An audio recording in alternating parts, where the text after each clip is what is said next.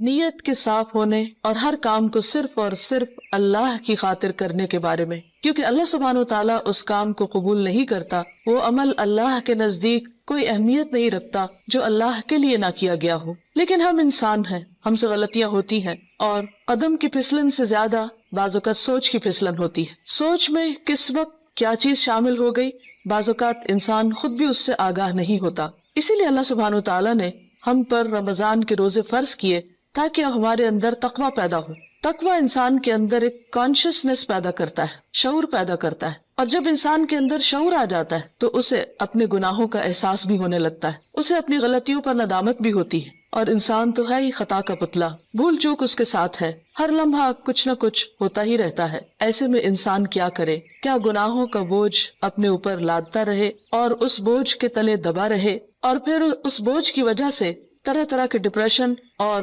غم اور دکھ کا شکار رہے؟ نہیں، اللہ رب العزت واسع المغفرہ ہے، غفور الرحیم ہے، وہ اپنے بندوں کے گناہوں کو معاف کرتا ہے۔ رمضان کا مہینہ اس اعتبار سے ایک بہترین موقع ہے کہ ہم سب اپنے رب کی طرف رجوع کریں، انفرادی طور پر بھی اور اجتماعی طور پر بھی، اور اپنے گناہوں کی معافی مانگے۔ اللہ تعالیٰ کا وعدہ ہے کہ جو شخص سچے دل سے گناہوں کی معافی مانگے گا، اللہ تعالیٰ اس کو ضرور معاف کر دے گا، اور اللہ تعالیٰ کو معاف کرنے میں کچھ مشکل نہیں۔ قرآن مجید میں اللہ تعالیٰ فرماتے ہیں، قُلْ يَا عِبَادِيَ الَّذِينَ أَسْرَفُوا عَلَىٰ أَنفُسِهِمْ لَا تَقْنَطُوا مِن رَحْمَةِ اللَّهِ إِنَّ اللَّهَ يَغْفِرُ الذُّنُوبَ جَمِيعًا۔ آپ کہہ دیجئے کہ اے میرے بندو جنہوں نے اپنی جانوں پر زیادتی کی ہے، جنہوں نے خود پر ظلم کیا ہے، لا تقنطوا من رحمت اللہ، اللہ کی رحمت سے مایوس نہ ہو جاؤ، بے شک اللہ سارے گناہ معاف کر سکتا ہے۔ اللہ تعالیٰ کے لیے کچھ بھی مشکل نہیں۔ ضرورت اس بات کی ہے کہ بندہ سچے دل کے ساتھ، پورے اخلاص کے ساتھ اللہ تعالیٰ کی طرف رجوع کرے۔ ویسے تو رمضان بذات خود گناہوں کے کفارہ کا ذریعہ ہے۔ حدیث میں آتا ہے، نبی صلی اللہ علیہ وسلم نے فرمایا، وَرَمَضَانُ إِلَى رَمَضَانَ مُكَفِّرَاتٌ مَا بَيْنَهُنَّ إِذَا اجْتُنِبَتِ الْكَبَائِرُ۔ ایک رمضان دوسرے رمضان تک اپنے درمیان ہونے والے گناہوں کو مٹا دیتا ہے جبکہ کبیرہ گناہوں سے اجتناب کیا جائے۔ اسی طرح جب انسان ایمان اور احتساب کے ساتھ روزہ رکھتا ہے، وہ بھی اس کے گناہوں کی بخشش کا ذریعہ بنتا ہے، راتوں کا قیام بھی بخشش کا ذریعہ بنتا ہے۔ لیکن اس کے ساتھ ساتھ انسان کو پورے شعور کے ساتھ، پورے احساس کے ساتھ خود اللہ کی طرف رجوع کرنا چاہیے اور اپنے گناہوں کی معافی مانگنی چاہیے، خصوصاً کبیرہ گناہ، ان کے لیے معافی مانگنا ضروری ہے۔ اللہ تعالیٰ سے توبہ کرنے کا ایک طریقہ بھی بتایا گیا، اور وہ یہ کہ انسان اپنے گناہوں پر نادم ہو، شرمندہ ہو، ان کا اعتراف کرے، ان کو مانے، اور پھر آئندہ نہ کرنے کا وعدہ کرے، اور پھر اپنی زندگی کی اصلاح کر لے۔ انسان کی انسانیت اسی میں ہے کہ وہ اللہ تعالیٰ کی طرف رجوع کر لے اور گناہوں کا اعتراف کرے۔ انسان اور شیطان میں یہی فرق ہے۔ شیطان نے جب انسان کو یعنی آدم علیہ السلام کو سجدہ کرنے سے انکار کیا تو اس کے بعد جب اس سے پوچھا گیا کہ ما منعک الا تسجد اذ امرتک، اللہ تعالیٰ نے فرمایا کہ تمہیں کس چیز نے روکا تھا کہ تم سجدہ کرتے جبکہ میں نے تمہیں حکم دیا تھا؟ تو اس پر بجائے اس کے کہ وہ نادم ہوتا، اپنی غلطی کا اعتراف کرتا، وہ اکڑ گیا اور اللہ سبحانہ وتعالیٰ کو بلیم کرنے لگا۔ اس کے برعکس آدم علیہ السلام سے جب خطا ہوئی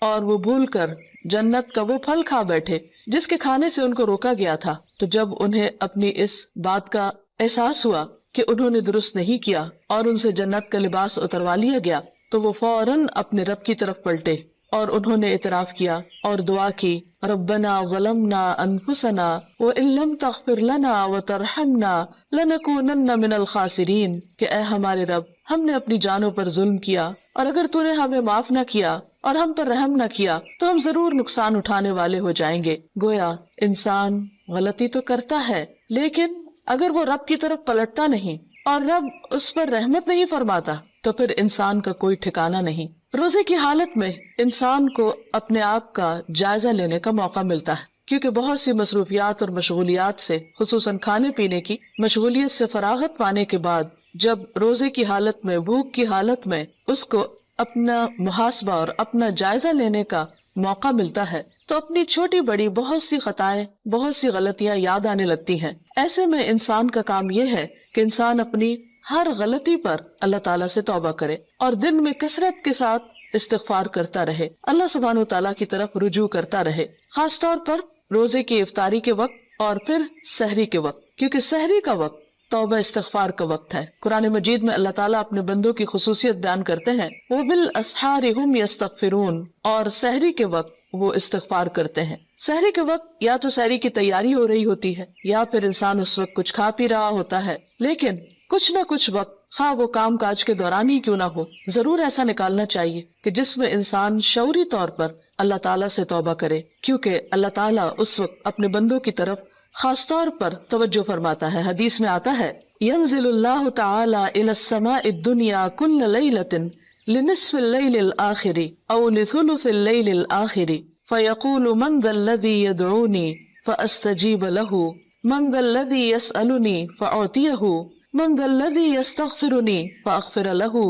حتى يطلع الفجر۔ اللہ تعالیٰ ہر رات کو آدھی رات یا ایک تہائی رات کے آخری حصے میں آسمان دنیا پر نزول فرماتے ہیں اور ارشاد فرماتے ہیں کہ کون ہے جو مجھ سے دعا مانگے اور میں اس کی دعا قبول کروں، کوئی ہے جو مجھ سے سوال کرے کہ میں اسے عطا کروں، کون ہے جو مجھ سے استغفار طلب کرے اور میں اسے بخش دوں، یہاں تک کہ فجر طلوع ہو جاتی ہے۔ یعنی اس وقت خاص طور پر اللہ تعالیٰ اپنے بندے کی طرف متوجہ ہو کر اس کو پکارتا ہے کہ تم غلطی کرنے کے بعد میری طرف لوٹ آؤ۔ رمضان ایک مبارک موقع ہے کہ جس میں انسان سحری کے وقت اٹھ ہی جاتا ہے، تو اس وقت اللہ سبحانہ وتعالیٰ کی اس پکار پر لبیک کہتے ہوئے اپنے گناہوں کی معافی مانگنی چاہیے اور اس کی طرف رجوع کرنا چاہیے، کیونکہ وَمَن يَغْفِرُ الذُّنُوبَ إِلَّا اللَّهُ، کون ہے جو گناہوں کی بخشش کرے سوائے اللہ کے۔ ہم میں سے کون ہے جو یہ دعویٰ کرے کہ اس سے کبھی کوئی غلطی نہیں ہوئی یا اس نے کوئی گناہ نہیں کیا؟ ہم سب خطا کار انسان ہیں اور ہم سے غلطیاں ہوتی ہیں، لیکن غلطی پر توبہ کرنا اور غلطی پر شرمندہ ہونا انسان کی فطرت میں ہے۔ اگر انسان اس فطرت کو مسخ نہ کر دے تو جو ہی کوئی گناہ ہوتا ہے، انسان کا ضمیر فوراً ہی اسے آگاہ کرتا ہے کہ تم سے غلطی ہوئی ہے اور انسان اپنے رب کی طرف پلٹنا چاہتا ہے۔ لیکن بعض اوقات انسان کا نفس اس کو دھوکہ بھی دے جاتا ہے، اور بجائے اس کے کہ انسان غلطی کا اعتراف کرے، انسان اپنی غلطی پہ پردہ ڈالنے لگتا ہے، اس کو جسٹیفائی کرنے لگتا ہے اور پھر غلطی پہ غلطی کیے چلے جاتا ہے۔ کیونکہ ہوتا یہ ہے کہ جب انسان ایک گناہ کر لیتا ہے، اللہ کی ایک حرمت کو پامال کرتا ہے، اللہ تعالیٰ کی ایک نافرمانی کرتا ہے، تو پھر اس کے بعد اس کی جھجک ختم ہو جاتی، اس کی حیا ختم ہو جاتی، پھر وہ دوسرے گناہ کے لیے دلیر ہو جاتا ہے اور پھر گناہوں کا سلسلہ چل پڑتا ہے۔ اور اگر انسان توبہ نہیں کرتا تو وہ ایک سیاہ نقطہ جو دل پر لگتا ہے ایک گناہ کی وجہ سے، وہ نقطہ پھیلنے لگتا ہے حتیٰ کہ گناہوں کے ساتھ پورا دل سیاہ ہو جاتا ہے اور پھر انسان کے اندر سے احساس بھی ختم ہو جاتا ہے۔ اس کے باوجود انسان کو مایوس نہیں ہونا چاہیے۔ جب تک انسان کی جان ہے، انسان کی سانس کا سلسلہ چل رہا ہے، اس کے لیے معافی کا دروازہ کھلا ہوا ہے۔ حدیث میں آتا ہے کہ ان اللہ یقبل توبۃ العبد ما لم یغرغر، اللہ تعالیٰ بندے کی توبہ قبول کرتا ہے جب تک کہ اس کے سانس اکھڑنے نہ لگے، یعنی دنیا سے رخصت نہ ہونے لگے، فوت نہ ہونے لگے۔ تو گویا ابھی اللہ تعالیٰ نے ہمیں جو زندگی اور یہ موقع دیا ہے، اس میں ہم واپس پلٹ آئیں، رجوع کر لیں، اللہ تعالیٰ کو راضی کر لیں اور کبیرہ اور صغیرہ دونوں طرح کے گناہوں سے معافی مانگیں۔ صغیرہ گناہوں کے کفارے کے لیے تو نماز، روزہ، حج، زکوٰۃ اور دیگر نیکیاں، امر بالمعروف نہی عن المنکر، یہ چیزیں انسان کے لیے کفارہ بن جاتی ہیں۔ لیکن خصوصاً کبیرہ گناہوں کے لیے خاص طور پر معافی مانگنا ضروری ہے۔ مثلا کبیرہ گناہ کیا ہے؟ مثلاً اللہ سبحانہ وتعالیٰ کے ساتھ شرک کرنا، اور اس کے بعد والدین کی نافرمانی، والدین کو ناراض کرنا، ان کا دل دکھانا، ان کو پریشان کرنا، ان کی بات نہ ماننا۔ اللہ سبحانہ وتعالیٰ نے ایک نہیں کئی بار اپنے حق کے بعد انسانوں میں سے سب سے پہلا حق جس کا بتایا وہ والدین ہے، اور اللہ تعالیٰ کی رضامندی والد کی رضامندی میں ہے، اور اللہ تعالیٰ کی ناراضگی والدین کی ناراضگی میں ہے۔ والدین کو ناراض کرنا کبیرہ گناہ ہے، اور اگر انسان کی وفات اس حال میں ہو جاتی تو اس وقت تک معافی نہیں ہوگی جب تک کہ والدین معاف نہ کر دیں۔ حقوق و لباد کے سلسلے میں جو بھی حق تلفی ہوتی، خواہ والدین کی نافرمانی یا کسی اور کی، یہ بات یاد رہے کہ انسان کو